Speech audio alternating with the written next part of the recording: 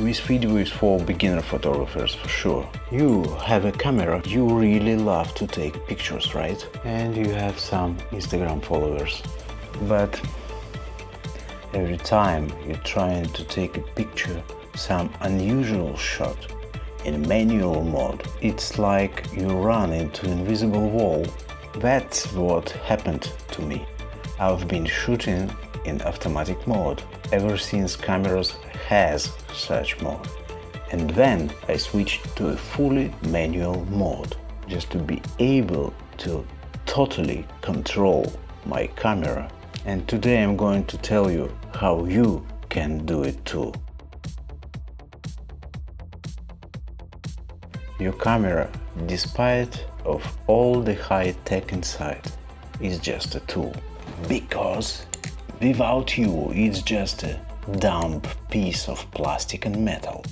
It doesn't know exactly what you want to shoot. So here are some statements. You are a photographer. This is just a tool. You have to know how to use your tool.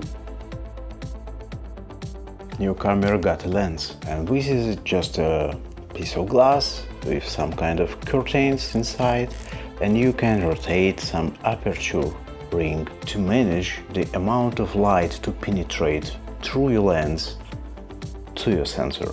But the second very important thing about these curtains is that curtains affecting the size of the space to be in focus in your frame. So the wider the aperture, the shorter the space in which the objects will be in focus, and vice versa. If you close the aperture, the foreground, the background and the midground could be in focus, but in the same moment less light will pass through the lens.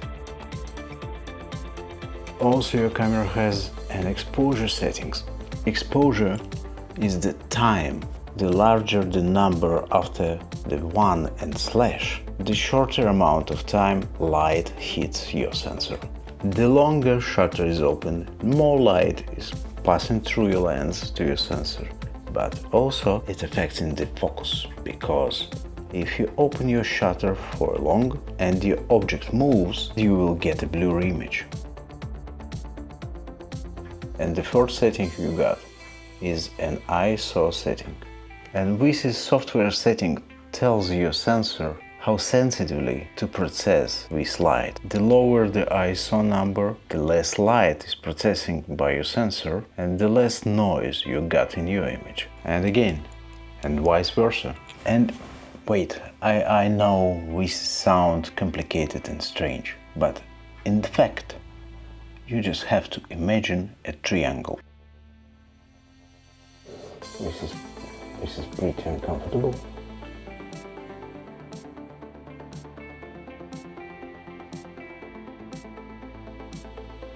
So, what you got? You got your curtain on inside your lens, like aperture. And also you got the shutter speed. And also you got an ISO. What does it mean for you? For example, if you open your curtains, your aperture for something wide, and huge amount of light will pass through your lens, like for example f2.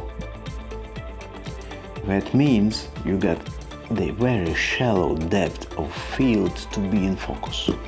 And you can use wide open lens for portraits to make the background blurry and make some beautiful bokeh. But sometimes you want something different. You want everything to be in focus. So you have to close your aperture to something like f9, for example. And this will give you pretty much everything, foreground, midground, background in focus in your frame.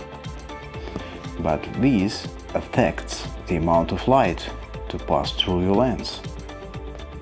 It's kind of dark because the hole in your lens is small. Small amount of photons can reach your sensor through this small hole.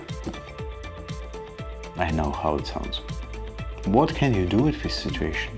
you want to shoot at f9 because you want everything to be sharp. Okay, so you have to operate with shutter.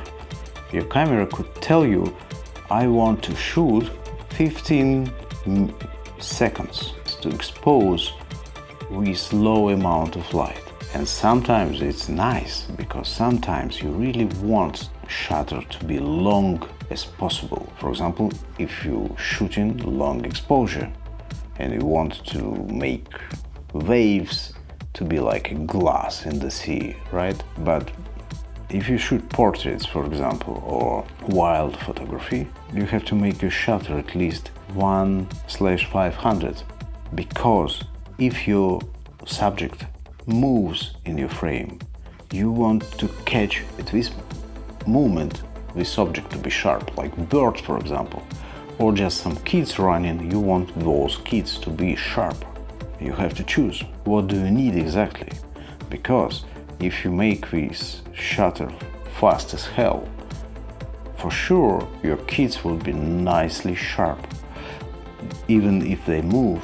But at the same moment you get f9 or f11 or f20, I don't know. That means your shot will be very dark. You can use those settings together just in very bright situation like sunny day.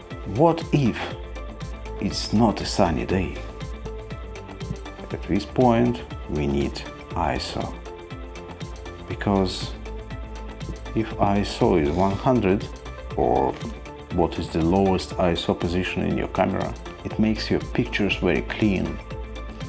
But sometimes it's better to get any image, even noisy one, instead of have no image at all. So probably in this situation you have to change your ISO from 100 to 1000 and you are nice. So, ladies and gentlemen, and this is your magic exposure triangle. You got an aperture, you got shutter and ISO, and this is it. The only three things your camera can operate with all those numerous buttons and dials and settings. Just imagine, even your car got more things to operate. It's pretty easy. And now let's do some exercise. Take your camera right now. Right now, take it. Set your camera to fully manual mode. For every camera it's a different setting, but you have to operate all your three things: the shutter, the aperture, the ISO by yourself. Take control on your tool and try to take several shots just in the room around you. Find some subject, put your pencil on your table and try to make 3 shots. One with bokeh. Try to emphasize this pencil on your table with the sharpness, with the focus. Make it sharp and try to make everything around your subject blurry using the aperture.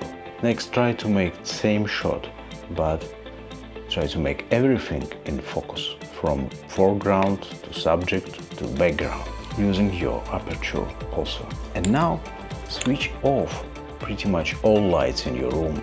Keep your monitor to enlighten the room, and that's it.